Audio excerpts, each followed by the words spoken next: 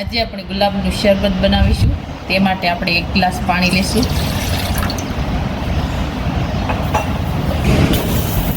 હવે આપણે તેમાં થોડી ખાંડ ઉમેરીશું. હવે ખાંડ છે તે ઓગાળી લઈશું. હવે આપણી ખાંડ છે તે ઓગળી ગઈ છે. હવે આપણે તેમાં ગુલાબનું એસન્સ નાખીશું.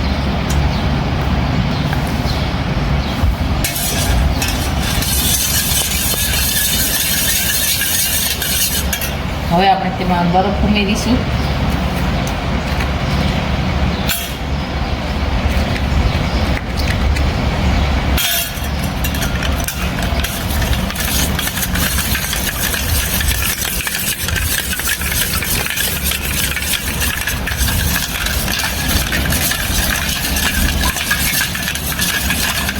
હવે આપણું ગુલાબનું શરબત બનીને તૈયાર થઈ ગયું છે. હવે આપણે તેને એક ગ્લાસમાં લઈ લઈશું.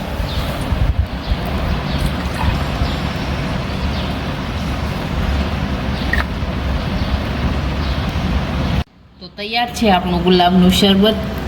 અને અમારો આ વિડીયો ગમે તો મારી જેકે કુકીઝ એન્ડ હેન્ડવર્ક ચેનલને લાઈક કરો, શેર કરો અને સબસ્ક્રાઈબ કરો.